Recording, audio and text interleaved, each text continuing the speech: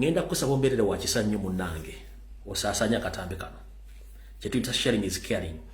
Olina option y'abantu 10 sharing lako mwenda akasembayo ka sharing ku account bako page yo omuntu atalina mugukiro ku page eno access aba asobola okwera ku account bako page lwaki obwenyi bw'ekitabu Facebook tekuli kyali notification tebafuna notification omuntu amanya time ate bw'omuzukusa n'omuweereza ngo musharingidde aba asobola okutegeera nti tuzze then tusobola kugenda maaso kale kula musizaako wenna kasito bango sharing abagamba lwo sharing wano ku account yo ngo sharing ku page yo account yo mfuna notification tumundi asharinze video eno nchidam buli lwo sharing video eno ku account bako page yo funa notification kyo sharinze video eno twagala kusanya information yale botagisasanya gomanye embulire tefa yonna information yale botagisasanya gomanye embulire tefa yonna isagala onyumiro bwo mu violence sagala ojufune bwo mu information njagala information ene tambule toka kule muntu yenna bemala basa bakasasanya njira mupite abantu bano wamanga ngane nabo gisimu fongize nsaba mupite president wange omulondo Bakyagulanyi Center mukama wange nkusaba otule ku video ya lero nkusaba ali ku pine president omusharinge video eno omutextingire message obo mukubira mugenti lumbu yazze na information nga ye strictly ye nkidam nkusaba mupite president ono mutaginge either inesimu ye mukubire o musindikire live eno ojo musharingire o mutextingire omugenti omukuru azze yegwe mwetaaga strictly ye ngo omuntu njagala atule ku video no lwalero njera mumpitire wano didigi dere drinking general oba genetically modified general muhoza kanyiruga batule ku video eno njera mumpitire wano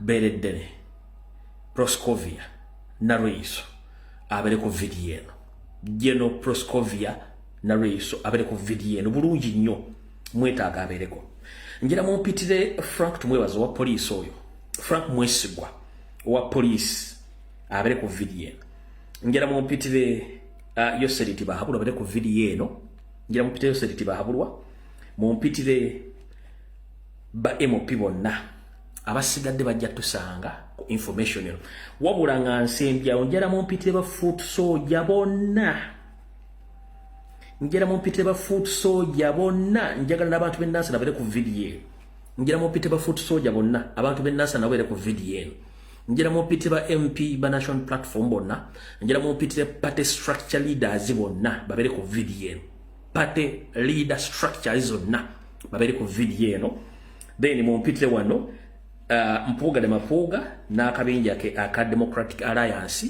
then bamalo kutuuka tugende maaso nga bulijjo ngenda kuyisaawo akalango kagenda kubeera kamu nkole security alert zigenda kubeera 3 kunya mugenda kutya security alert kunya muzi recording muzisasanye kasoke mpisa akalango kano all right mwenna bana Uganda okwetola ensi yonna akalango kano kabakwatako kasoma katya nti US/no people power 2026 fundraising drive ngijja kuberengana ku z'omwezi ogwokusatu 2025 ku ssaawa 5 ndowooza z'omu America ejja kuba etegekeddwa ba chapter leaders bajja kuba bayita ku mutimbagano gwe bayita Zoom oba ensinkano ku Zoom nga ensinkano eno ayagala ogenda ku kibanja kino okwetabako eno endagiriro 6 5 2 8 eyo ye ndagiriro baje tuyita meeting ID eri 666 522 5668 ekisumuluzo password oba passcode eri 6 fa entono ba F entono small f capital R capital U capital Y capital V ngoyagala okumanya bisinga okubino ojja kukubira kuba tesi ku simu eneyo mu ngalo eri 7 20 2 9 6 3 6 nchiddamu kankadde mu luzungu abatamanyi luzungu bakategeera US/no people power 2026 fundraising drive. It will take place on 1st March 2025 at 11 a.m. ES time, organized by chapter leaders via Zoom meeting. Meeting ID is 666-522-5668. The passcode is 6 small f, capital R, capital U, capital Y, capital V. For more information, please contact the organizer of this Zoom meeting on their telephone number 720-296-3611 for more information about this Zoom meeting. Okotola ensi yonna abana abagala okubeerako kubanga tutandise kati speed ya yiriri. Alright, kati bwe mala akalanga ako nga sinatandika security alert ngendo kowola ba chapter leaders mwenna uniformly nga temweyawuddemu. Put aside your personal differences and interests. Nchiddamu nkowola ba chapter leaders worldwide. Put apart your personal differences and interests. It's time to expose Museveni. It's time to demonstrate. Nchiddamu nkowola ba chapter leaders mwenna okwetola ensi yonna musooke muteeke eri omugugumbo mwammwe n'ebyetaago byammwe abantu bemulina ng'abantu amu struggle. Mutandika okuddamu okuorganizinga demonstration worldwide. Kubanga yesawo y'okwambula Museveni ne master plan ya 50 ya master plan. Kisusu ekyokuwamba abantu kati ngenda basa chapter leaders yenesawo entufu tulina okwabiza Museveni. One, tulina causes amaanyi. There is ongoing kidnaps in Uganda. There is torture, corruption. Waliwo kati accountability eya Bina Mutungo. Twagala gamba ensi ez'amaanyi zikira okufandinga Museveni nga zifandinga amajege. Mwembadde mumanyi miliyoni 4 eza dola. Waliwo miliyoni 4 endala zibadde baweereza Museveni. Kambalage wano. Waliwo miliyoni 4 ezibadde ziva mu America nga zino ziva kankababulinga bakali mu luzungu. Nga mujjeko miliyoni 4 za dola ezibadde ziweerezebwa mu USAID via USAID nga zigenda mu Bina Mutungo. Mulina mesente edazembatementi zingira wa Museveni zi miliyoni 4 za dola for John Hopkins for research and drive social behaviors change in Uganda. This money was used to fund research at John Hopkins University to drive social and behavior change in Uganda. Zino sente zibadde zikozesebwa okukyusa endowooza y'abaana bavubuka mu ndowooza yaabwe y'ekintu ekizaala okugiza ku kintu ekirala n'okukyusakyusa abantu obwongo kyetuyita mindset. Kati mbadde muli ku miliyoni ziri 4.5 waliwo zino 42 million US dollars for John Hopkins research and drive social behavior change in Uganda. This money has been used for funding research at John Hopkins University to drive social behaviors change in Uganda. Noza kati mutegedde bulungi nnyo. Kati mulina time, mulina yokola bingi nnyo yesawo yokutwala kati nga Museveni talinya expose Museveni ensi zonna zexposinga Tutsi dynasty erimu Pirato erimu ne Museveni. Noza mukitegedde bulungi nnyo. Alright, kati awo tuvuddewo yebadde ng'entandikwa kati kambawo security alert tuve wano.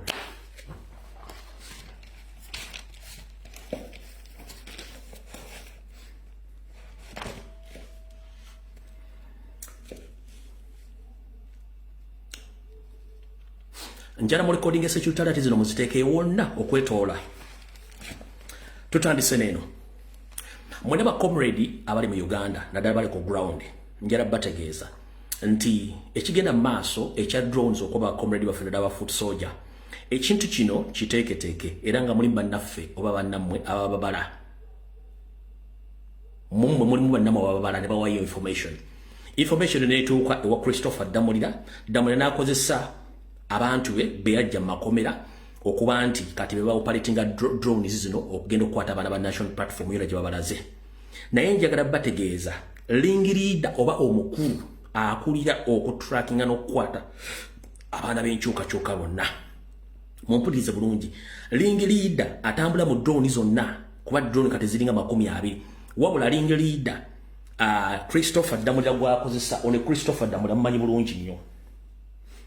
One Christopher Damulira ono ye Maria Mungu omupya mu regime ya Museveni. Ono ye Maria Mungu Christopher Damulira ya operating kidnaps torture buli kimu ono yabikulira. Kati Christopher Damulira a operating nono Frank Mwesigwa oyo ono Frank Mwesigwa tebabalimba ono ye acting Inspector General of Police. Ono acting Inspector General of Police ono Frank Mwesigwa.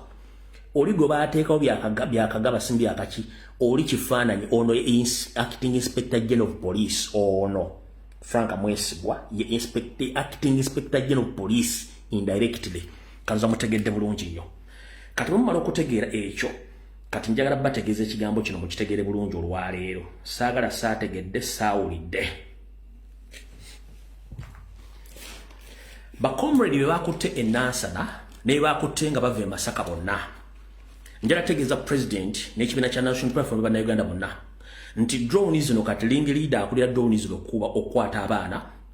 Head of them y'omukulu we kubayita Christopher Damulira.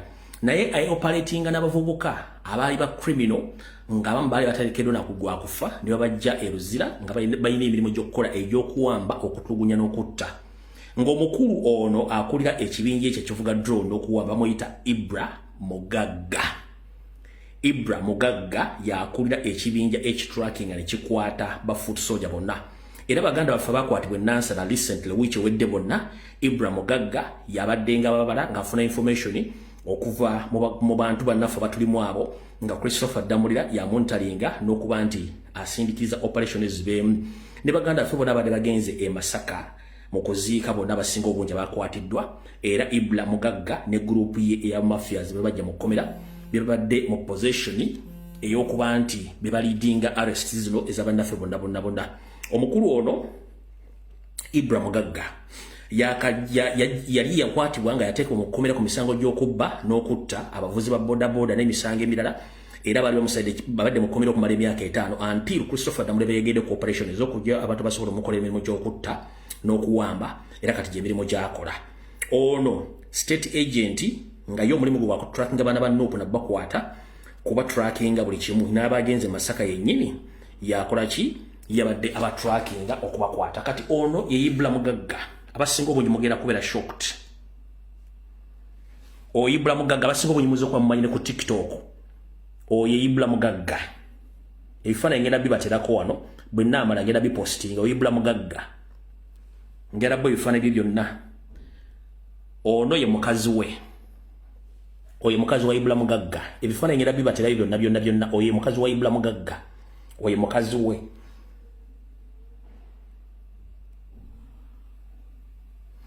Oye Ibra Mugagga muyinza n'okubanga mumanyi era akwatagana bali abo mu kabira. Oye Ibra Mugagga ya operating kidnaps zonna. Oye Ibra Mugagga yakava n'okukola embaga ebiseera ebyo.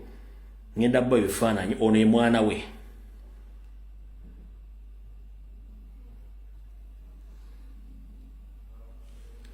Oyo ye mwana we ye nga kitawe yono wano akwata abantu abakwata ba foot soldiers n'abatulugunya. Oyo ye mwana we. Nkyabwe ebifaananyi bye linda ku katono wano. Nkyabwe ebifaananyi bye era stiru yono mukyala we wano kwe yakakuba embaga.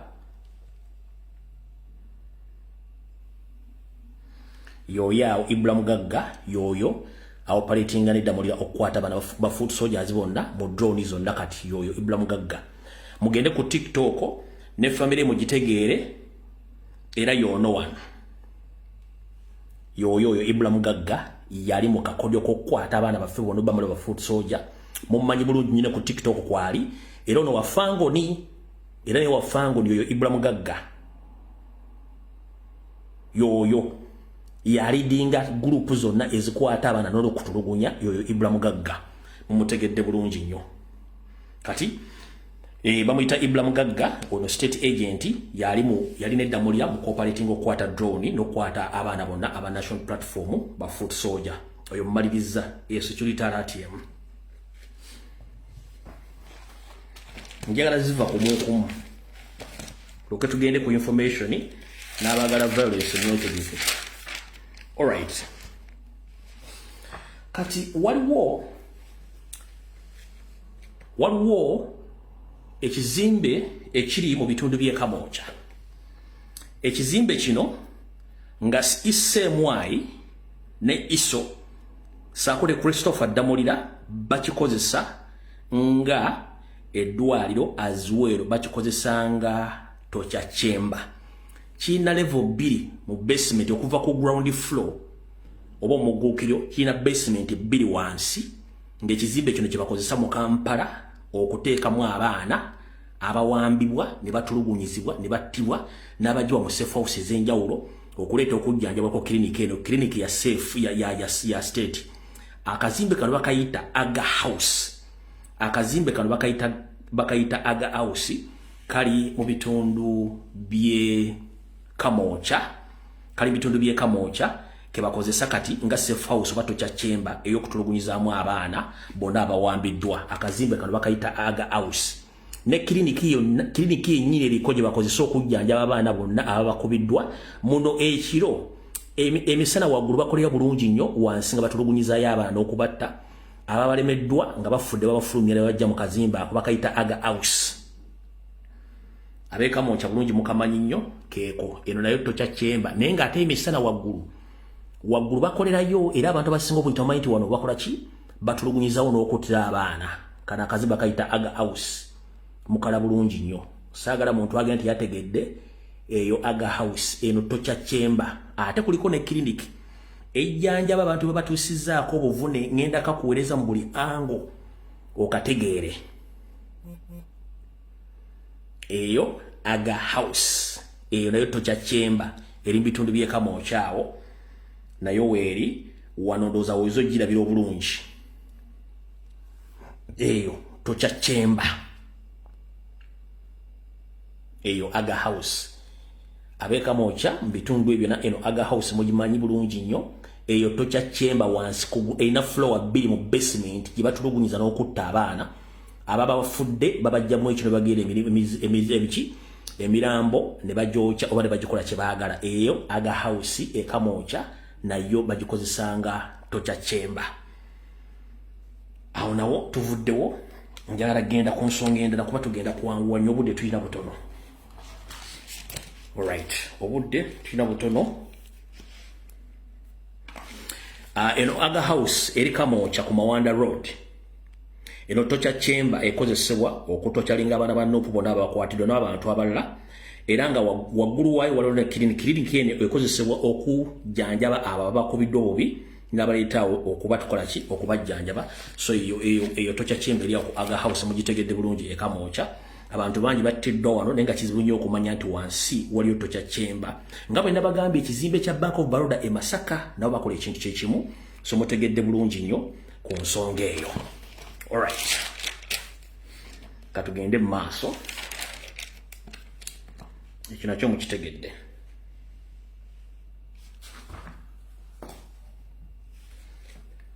Kyakola security alert endala then tulyoke tugende mu maaso. Kati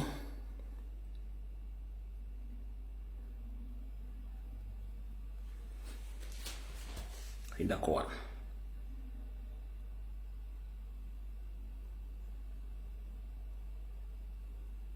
mulinde katona nnyo wano. Mwenna abantu ababeera mu Kampala n'ababeera mu nsi omuli UK, Dubai, Qatar, India, Canada, Germany ngera bategeeza abatera okusinkana omwami gwe ngendo balaga mubeere beegendereza nnyo. Ngenda balaga ebifaananyi by'abantu babiri wabula buli muntu yenna abeera mwegendereza ng'osinkana abantu bano kubanga bano ba state agent abakola emirimu gy'okusaanyawo abantu. Omuvubuka ono bamuyita Ayebare agamba nti avambala naye nga muvubuka ono mukozi mu bitongole ebikesi era alipotinga direct ewa Dairy Drinking General era onatera nnyo okusinkana abantu ku Speak Resort mu Nnyonyo, ku Serena, ku Sheraton,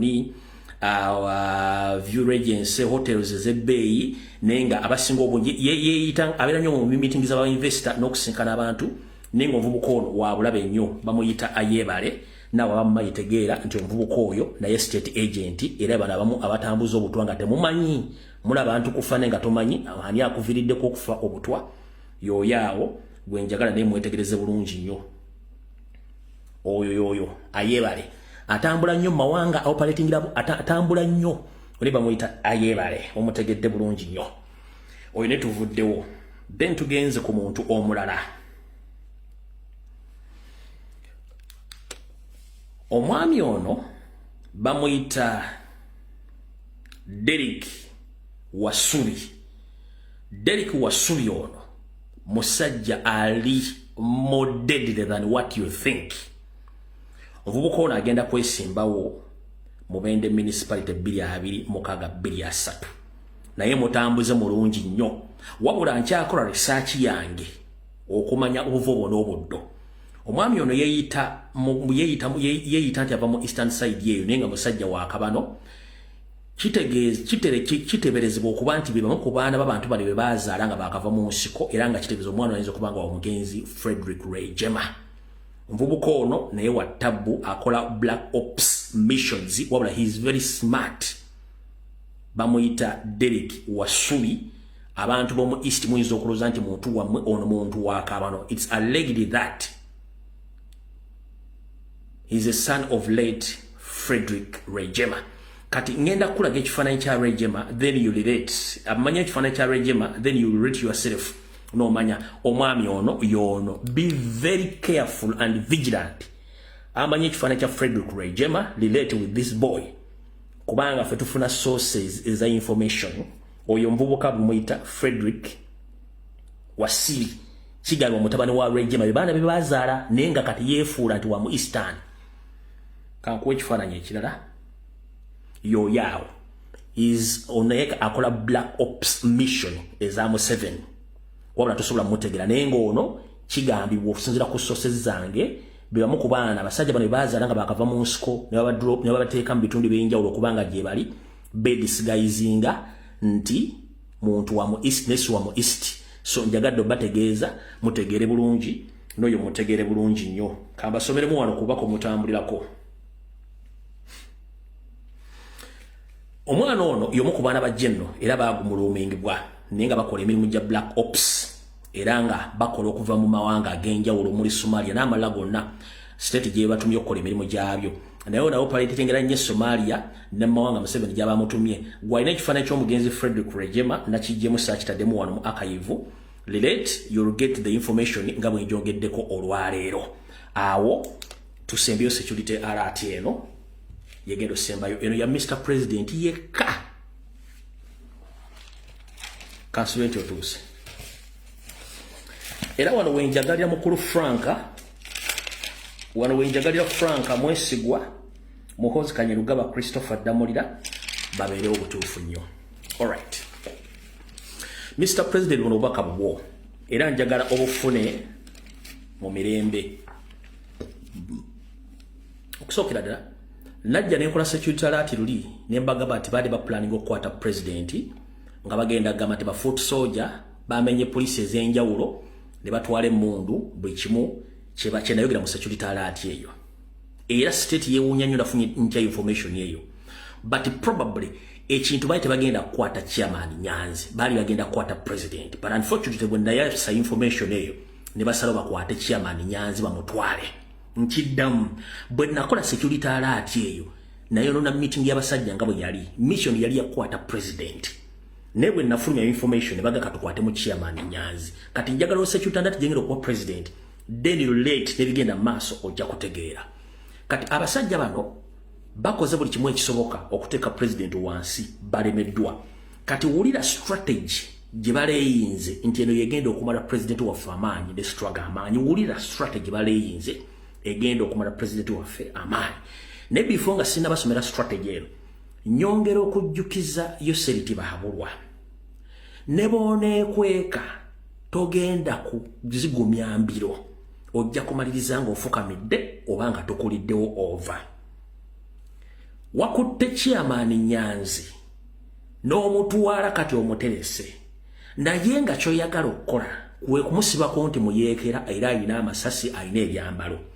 mufube nnyo okwagala okugenda mu maka ge mugayingire mu planting y'ebyambalo n'amasasi buli kimu kikole kubanga ku kitebe na babuusa kutemu kyasobola biteekawo wabula mwagala kuyingira mu makaage ngaye mwakola wa komanda Akireewo ne muteeka ebintu bye mwateekayo kye mwadde mwagala okwaccessinga ewali ewa Nyanzi ne mu motoka ye muteekemu kasasiro wammwe then mu framing case ya mutwale military court no problem buli kimu kikole abantu banyu wabateekako emisango gya treason muli Sejjusa what happened to Sejjusa mwaguteekako mutukutu Mukunde what happened to Mukunde mugutaddeko Besigye what happened to Besigye nawe gyali so buli kimu kye mukola ezo all tactics zaggwawo kati Nyanzi ne munamuga nti Nyanzi bamusanze ne tanka na 7 ne musanga ne propagulate 8 ne musanga ne gundi ne mamba 7 that is time wastage mutest chairman Nyanzi kuba temuna kye mugenda kukola wewe nyango omuntu ajje emisana nakola ekintu misana nga takikwese kitegeeza nti akulaga ye byakola biri mateeka ate talina kyakutiisa kati otya kigwe kyotamanyi nkiddamu ne munaga chairman Nyanzi ayine mundu 705 ayine engatto z'amagye ayina biki ayina n'ennyonyi byonna mu biwandikako bimwagala the end of the day mujja kizula lwaki embwa teseka ekyo nakyo kibagambye mwagala kufuna ngeje mungira mu makaga ga chairman Nyanzi muga penetrating muteke mbi mwagala ngaye mwakola mwateeka ku Museveni bya planting emundu ne byambalo mu compound y'omugenzi Luwumu nga bagala minya mulye kye mwagala okukola olwalo that is history katugeza ku security that ya president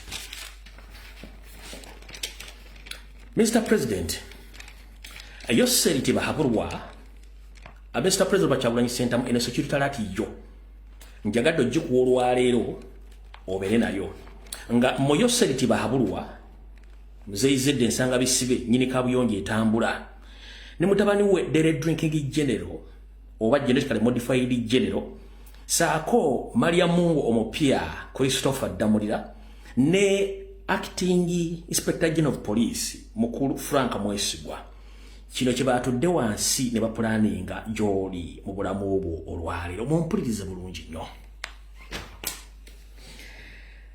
omwami ono bw'atuula olwaleero nina kye ngenda obbalaga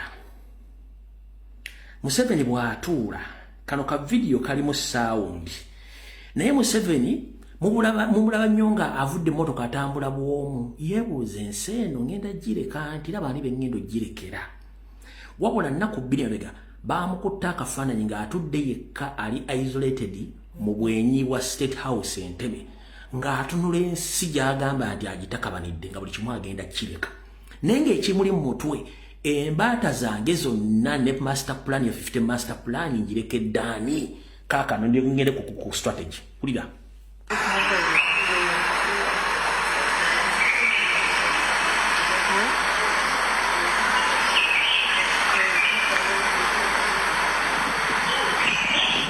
omulaba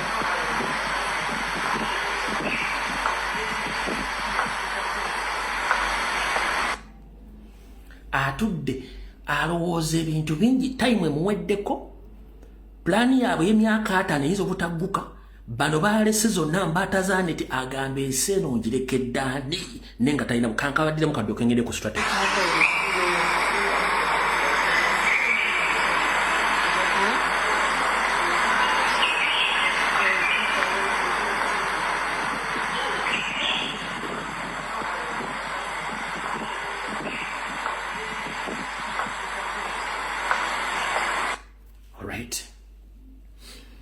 tuvuddewo kati eno bwe bamaze okubeera mu mbeera eyo eno strategy bategekedde omukulembeze na buli kimu Mr. President saba owulirize bulungi nnyo abasajja bemmenye okuli Museveni okuli mutabani we DDG Geno Salimu Salekisa Ovuga Damulira Maria Mungo mpya buli gimu ya Museveni saako ne Frank Mwesigwa bagabye bati eno strategy yaabwe bagabye tubatwagala okumana Kyagulanyi amaanyi nga akalute kannaba tumukole ebintu bino wammanga mumpulirize bulungi nnyo tumukole ebintu bino wammanga bagambye we should make sure we disorganized Bobby Wine before elections tuyina okufuba okulaba nga tukyankalanya Kyagulanyi nga tetunnatuuka mu kalulu bagenda mu kyankalanya batya bagambye nti tugenda kukozesa enkola zino zigenda kubeera 5 zeziriwa. Mu luzungu enkola esooka bagiyita arrest all close allies. Kwata abantu bonna Bobi Wine bwe yandibadde yeesigamyeko era be yeesiga be tuyita close allies. So Mr. President wano kutegeeza nti Museveni ngamenye bali mu nteekateeka ey'okukwata bonna ba closed allies bo. Tugenze ku nteekateeka ey'okubiri. Arrest key people in the party so that he is isolated by the time he reaches the campaign period. He will be alone or alone.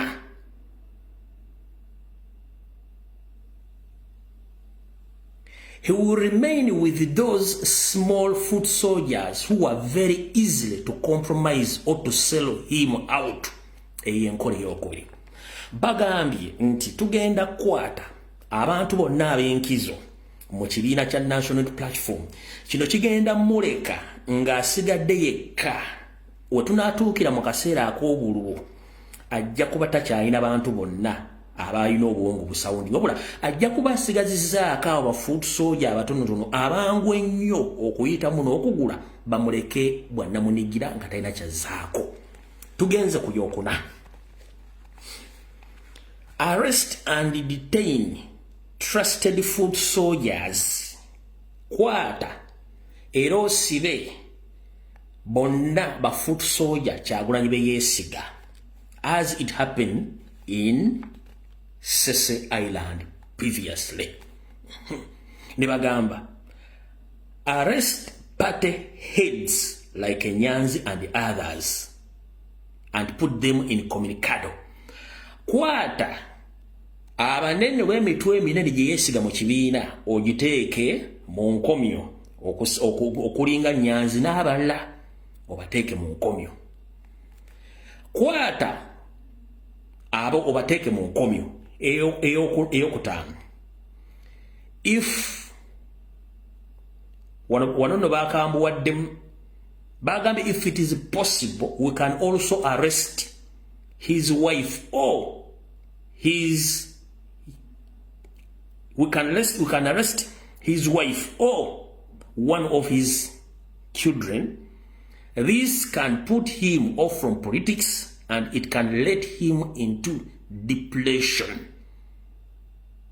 Bagambi if need be nga kyetaagisiza tukwate mukazi oba tufuneko omwana omu kwabo gwe tukwata ku baana be.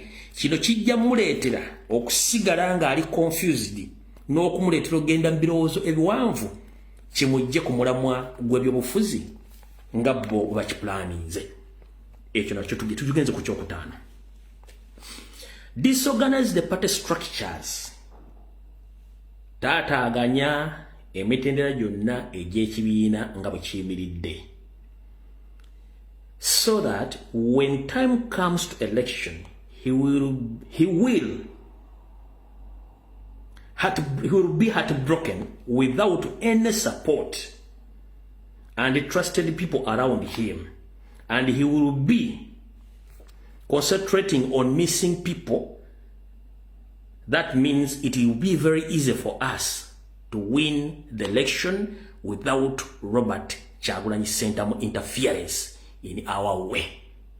So omukulembeze strategies zonna ziwulidde bulungi nnyo. Strategies zonna ziwulidde. Abasajja bano ze badraftinze mu meeting yabaddeyo olunaku lwabadde lwakubiri ze baatuddemu ne bakola strategies zino zonna bwezito bwe ziyimiridde. Njagadde nzikutegeezeeko mu security alert eno ozitegere mu ntimano kye bapulaninga.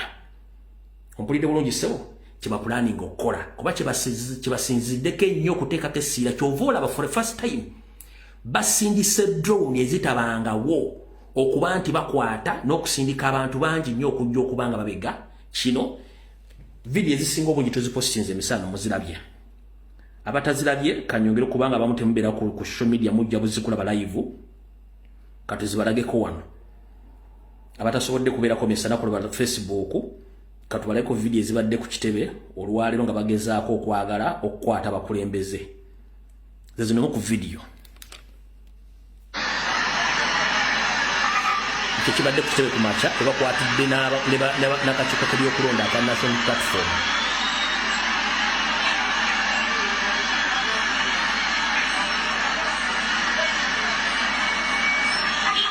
Buli kimotoka kyonna kyolaba ekyefaananyiza taxi ebadde drone.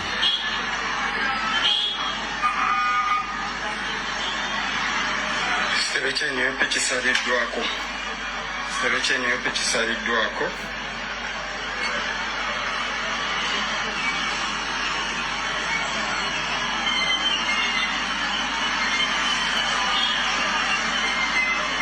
Ezo zonna zola zibadde drone nga zirinze kukwata.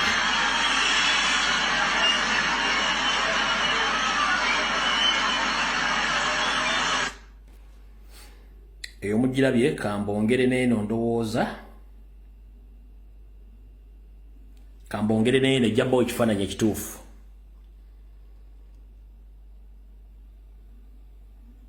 Kano ezo zonna drone zibadde za open door kukwata bukwasi kuteeka munda. Ezo zonna nga bali ku biragiro bya Muhoozi Museveni, Frank Mwesigwa ne Maria Mungo Mpya, Christopher Damulira. Buli motoka yonna nga yeefaananyiza drone Kamunye yonna ebadde drone zambalaba bulungi nnyo. Ono omwana anzumingidde vidiyo eno abadde mulungi nnyo. Mugenda kulanga n'ebisajja biyomba nga babirabisa mu vidiyo. Mwetegereze nnyo akatambi kano. Mugenda kulaba abantu abasajja bennyini nga bayomba nga abasajja abalabisa ku vidiyo.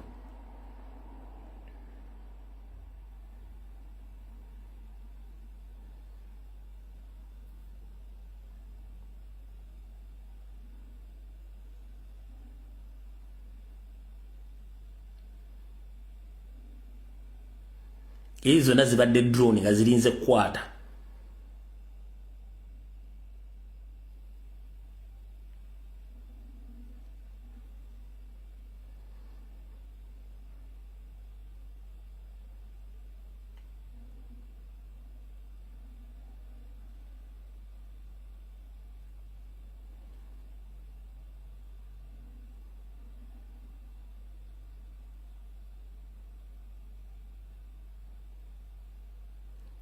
Mwana banzongidde ane bategera nti babali kondozo bwani solugro wachimini bisajja bitu recording bitulabisa obiraba abana babazoominga bulungi nyina babalaga abo nasiba police bonna bava makomera ezo zonna ganga.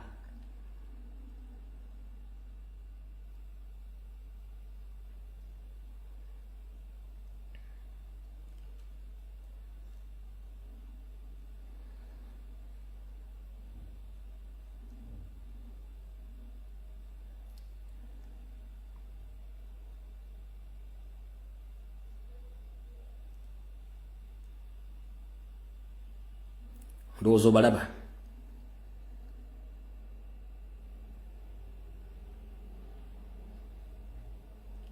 Obalaba ezo zonna zibadde zirinze kukwata. Mulina vidiyo ze mutalabe ngeze tuzigaziza nga zaakubalaga mutegere ki ekibaddewo nakyo kigenda mu maaso.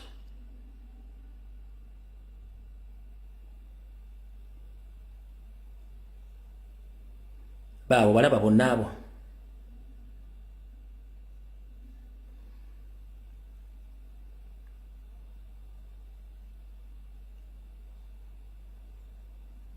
Obalaba.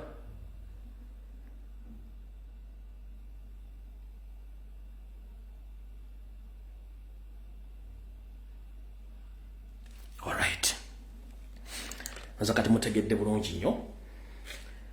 Ekyo bwe kibadde kati awo tuvaawo mu bufunze security alert ziba ziwedde kati ne information gyempadde president ebeewedde kati njagala tugende ku kyatuleese ekya information yatuleese bulungi nnyo. Okusookera ddala ndowooza mwagala kansokemba we violence ndowooza mwagala violence tewali kyakola maye mwagala nnyo ebintu ebyonoonese dani ebintu ebiteredde kansokemba we violence bwe mwagala ndowooza si bwe kiri ya kati okusookera ddala katugende ku General Proscovia Naraiso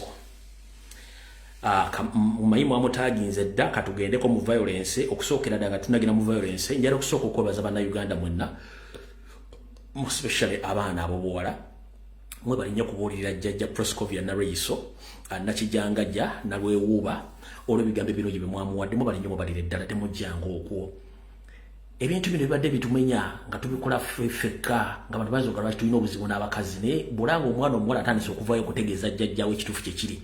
Njala bebazanyi ba comrade mwenna abaana abawala abakoze omulimu gw'okubuulirira jjajja Nalweyiso ne mugamba jjajja emyaka gikuweddeko ate nno bwe mmala wano ngenda basaba mujjajja mumubuulire okumala okutuuka ku Lwokutaano oba okutuuka ku Sande mubuulirire jjajja bulungi nnyo buli ekisoboka mu kimugambe. Wabula olwaleero jjajja oyo Nalweyiso namuwoninga mu vidiyo yasembayo mwenna mwaliwo ne mbagamba ne mugamba Nalweyiso va ku Kyagulanyi va ku national platform Nalweyiso n'agaana.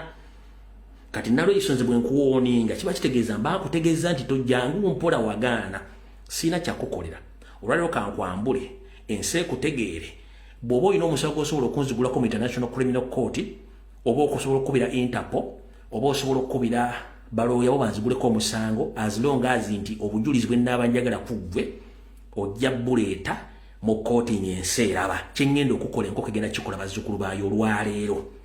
Nakuwoninga ne nkugamba va ku Kyagulanyi naye nga towulira nga bwe nawoninga ddewo dati nti va ku Solo n'agaana va ku Kampala n'agaana. Kati naawe vidiyo yasembayo okwogera ku nakugamba va ku Kyagulanyi n'ogaana. Kati olwaliro sina kyakukolera munnange nze kankulabise Katonda ali makyamba naye abazzukulu abakubuuliridde olwaleero n'abalaba enkomandi nze kati mumutwale empaka nga kaguddeyo mwe munaamanya kye munaasasula. Kati munnange bwe bakuwooninganga okkirizanga. Ekisookera ddala General Proscovia Nalweyiso katusooke tudde mu administrative structures z'amagye. First and foremost omuntu yandiyagadde okumanya amagye wagayingira mu 1994 wagasanga mu kkubo. Towulira nko bantu myaka emeka wayingirira amagye ago era wagayingira ovaawa. Wali bbeeredde ne bitundu byekubikwe ng'olina ebbaala kitegeeza amagye wagayingira bukulu era kyakwangwira nnyo okuyingira amagye ago osobola okufuuka olusanira lw'okulu kubalya omuceere ne bakuba n'ennoga kyakwakuba nga ali bbeeredde ne bukwe ng'olina ebbaala mw'okola kyakwangwira okuyingira amagye ago.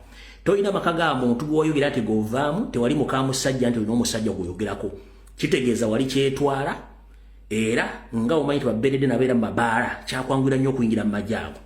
Tewayogera nti wali mufumbo nti olina omusajja nti wava mu maka ga gundi wabula walina ebbaala ebuyikwe gy'ova oli okuyingira amagye mu 1984 tutandika butandisi.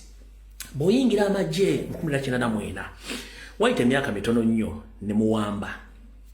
Ne mu kuwamba tewabuulira bantu wasoma kyenkana ki olw'ensonga tukimanyi bulungi nnyo gwe neddere drinking general mwe bajjeno mwekka abatakufainga kubeera mu offices. Lwaki omuntu okubeera jjeno bakusindika okusoma emiterere y'enjawulo okwetoola Africa, Asia, Europe, mu America, Canada ogenda osoma mu akademi z'amagye. Nalweyiso osobola okubuulira omuntu ina Munnayuganda akademi y'amagye wagendamu okusoma okufuuka general no ennyota zo ez'obwa general wazifuna oyita mu mirimu gy'omanyi obulungi wali okola ng'ogiwa Museveni mu nsiko. Ekyo kyokimanyi tebakusanctioningangako nti ofune ennyota nga ziyise mu mitendera mituufu egy'amagye. No, ennyota zo ez'obwa general wazifuna okozesa bitundu byo bya kyama ne influence yo n'obulogo bwo byo bintu byewakozesa.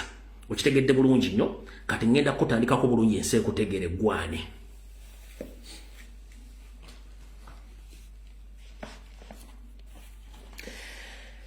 Abasinga obungi mwogedde information nga ntuufu wabula kambongereko gye mutamanyi mwe munaamanya kye munaŋŋamba. Kansooke mbasomesa ekintu kino. Nabasomesa facial expression, body language bakita body language ne body structure. Kati wenjagala osooka obatwala awo sooke mbasomese Nalweyiso yaani. 1 bw'otunira Nalweyiso mu feesi ye ne body structure erimu abantu bameka? Bw'otunira body structure ya Nalweyiso erimu abantu bameka? Nalweyiso alimu abantu babiri. She's 2 in 1. Alimu abantu babiri. Ompulira bulungi nnyo. Alimu omusajja n'omukazi. Yensonga lwaki feesi ye alabikanga omusajja alabikanga omukazi.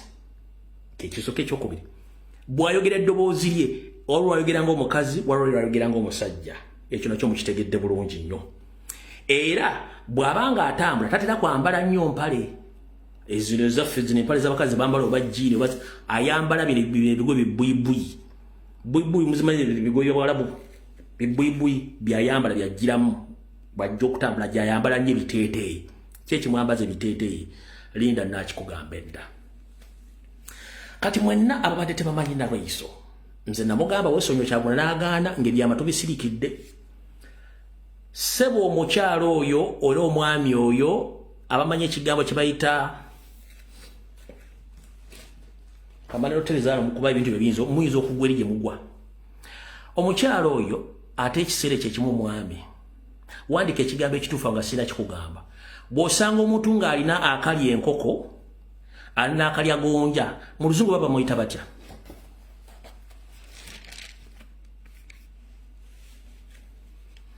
Bw'osanga omuntu ng'alina akalya enkoko akalina gonja mu Luzungu bamuyita batya?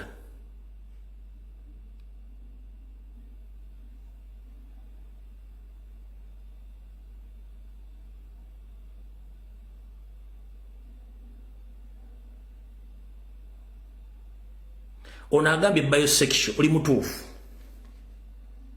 Bamuyita Aphrodite. Kati bannange eggwanga lyonna bannayuganda omukyala Proscovia Nalweyiso ekituufu kyali bamuyita Aphrodite.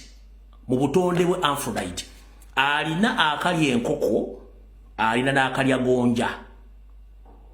Alina bu animal bubiri. Alina aka animal ak'abakazi n'aka animal ak'abasajja. Era mwenna mubadde mwebuuza omukyalo ono kyekyamugana okuzaala. Njagala kabatema. Nalweyiso ono mu nsiko gye baali. Nalweyiso ono naye no video bwe njikola Nalweyiso oyinza obutadda ku radio. Oyinza obutadda ku TV. Oyinza obutadda ku TV obukulabike ku wantu wonna. Naye nga nakuwoninga dda. Nakuwoninga dda n'olemerako lebedde ku Kyagulanyi. Naye nga towulira bulungi nnyo. Nalweyiso nga bali mu nsiko. Emirimu gye yagikola mugisomye bulungi nnyo mugimanyi. Gwala kyabadde temanyi nti omukyalo ono Aphrodite alina akasolo k'omwami alina akasolo k'omukyala. Kembage nti alina akalya gonja n'akalya enkoko.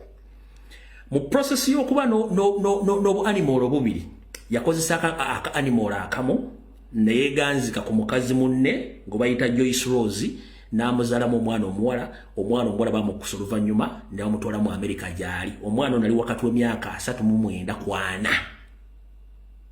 Nalweyiso njagala owakanye eggwanga oba ontwalo nsibe nga mu nsiko teweeganzika ku mukyala gwe bayita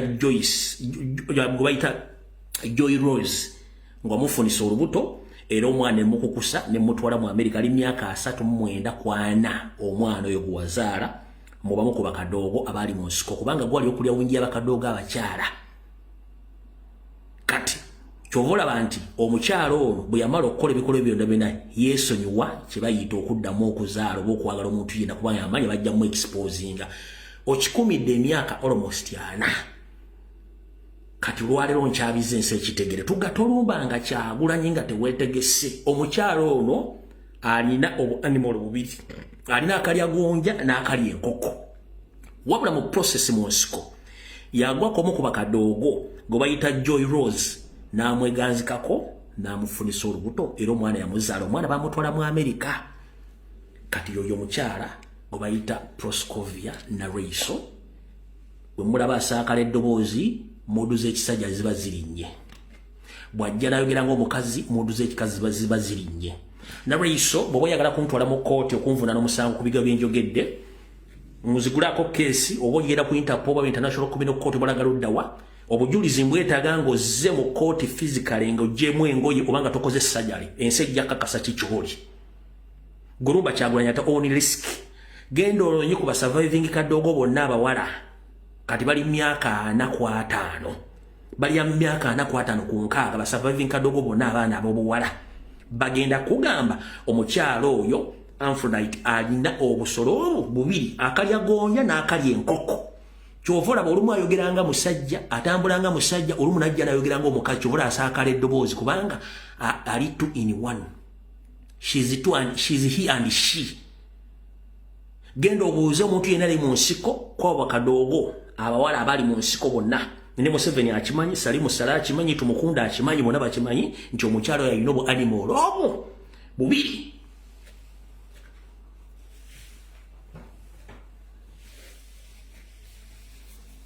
Ompulya bulungi nnyo kati guwa lutinkudde ffe twali twakusirikira nga twakuleka naye mutinkula ebintu mutamanyi ne mutandika okulumba abantu nga bakusiriikiridde.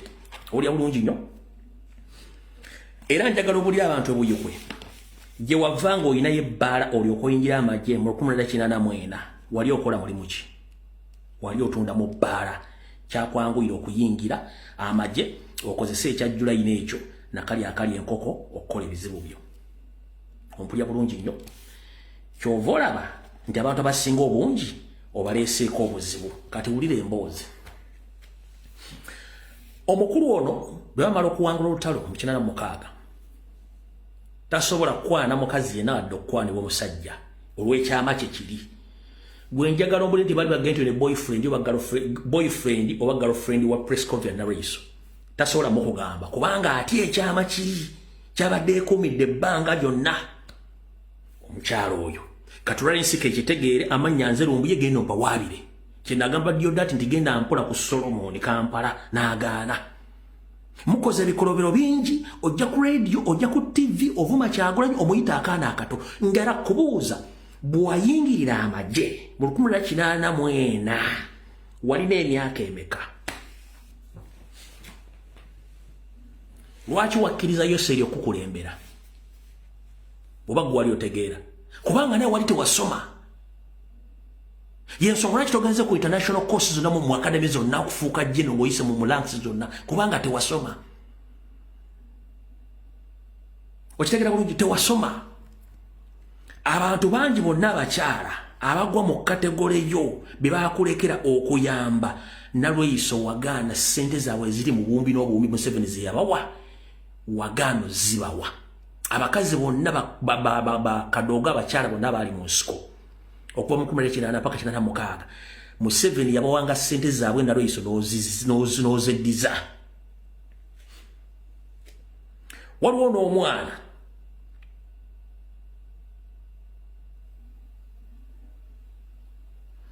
ow'obulenzi gwe wakwata nga yali kafulu mu kulwana n'omukwata n'omukweka mu safe house kubanga wali baagala mutta n'amala ne yeemulula okumala emyaka 2 ng'omusibidde mu makaago.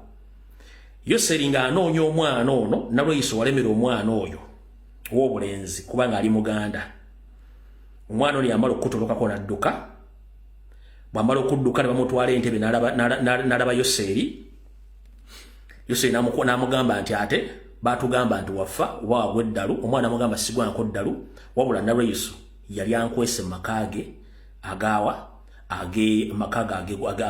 wali alina amakekolo nga gy'omukwese. Naraiso olumiza abantu bangi nnyo mu magye nga weefula nti oli wa kitalo nnyo naye njala kutegeeza gy'okomya okulumya bakazi banno bonna abalina okufuna omugabo gwabwe gy'ojjokko mu kkunkumuka ng'envunyu bwe zikunkumuka gava ku bintu ebitasobola kubeera ku bantu ba bulijjo. Era ofubye nnyo okusibisa abantu bangi nnyo bonna bomanyi nti baasama nnyo abandi badde babuuza ssente zaabwe ezaabaweebwa kumuki mu lutalo olwo. Gwe yenkola gy'obaddengako obutaagaliza enkwe okukyawa okutemula okuwamba buli kimu nga buli muntu yenna eyandibadde asembera Museveni mugamba ebintu bye gwe kennyini omuyisaawo n'omukola ky'oyagala. Kati mukulu Prescovia Naraiso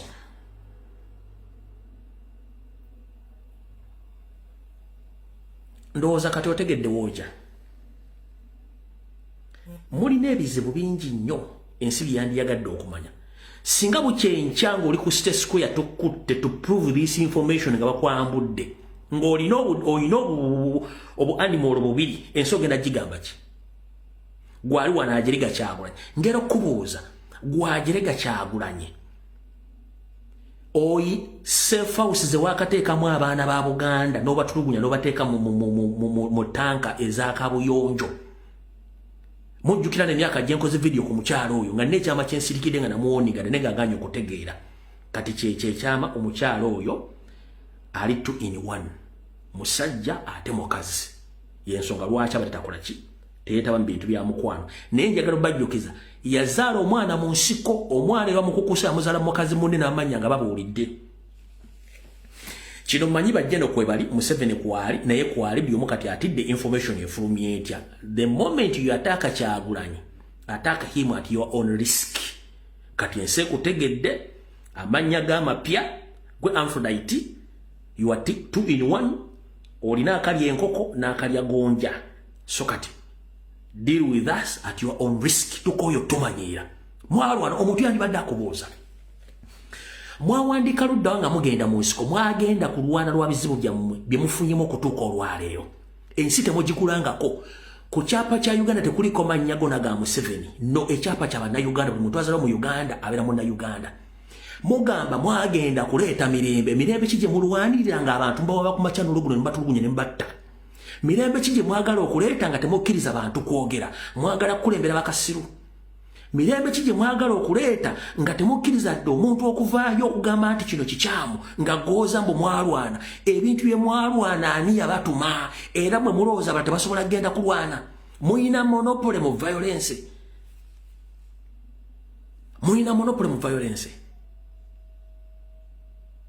Omuntu nga gwali kulanka ya general, ba general bameka bolanga bazze ku TV bakola ebibuzibuzi by'ekisibu. Nkubuuza gwe mukyala gwe Aphrodite, ba generals bameka bolanga bazze ku TV bakola propaganda. Muri mu category yemu ne dere drinking general kubanga obwongo bufaanaganya. One, a full general tasobola na kujja mu media kumala gwogera go byoyogera. A full general kubanga you are not qualified to be a general, you are not sanctioned. Togenda nga komo military academy yona kebere Kenya kebere Tanzania golwava mu nsiko nga wamera obusajja akazi n'akasajja n'otandika okukolya Museveni ebintu bye byakalogo kalinzira kati byokola yensonga lwaki kati weefudde wa kitalo. Bajjeno tebabeera ku TV nowhere.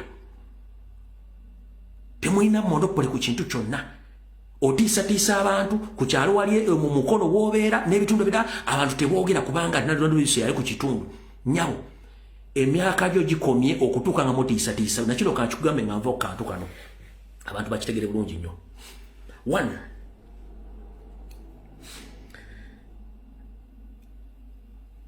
generations mwalimu enkadde zanjawulo mukko ne ku generation eziriwo olwaleero. Nyongera okujjukiza nti omukadde magezi nga n'embuto wali ogalina. Tosobola kusirwala tukuleke osirwale otambule butambuzi ng'embuzi yasizza ekibya. No, tulina okwogerako kubanga n'omuzzukulu bw'ayitirira nnyo ekitigi n'alinnya mu mmere jjajja ava mu mbeera n'amukuba. Kati ne jjajja atandika okuvumbula amawoolu g'abazzukulu we ku makya n'agavumbukula n'atandika okugalya ng'ate alina abazzukulu b'okulabirira.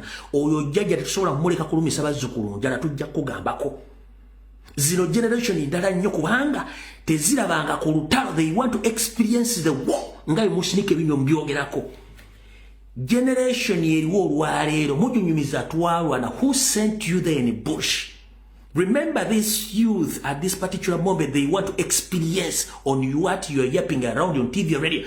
Twarwana mwarwana kabulenga n'okulwana.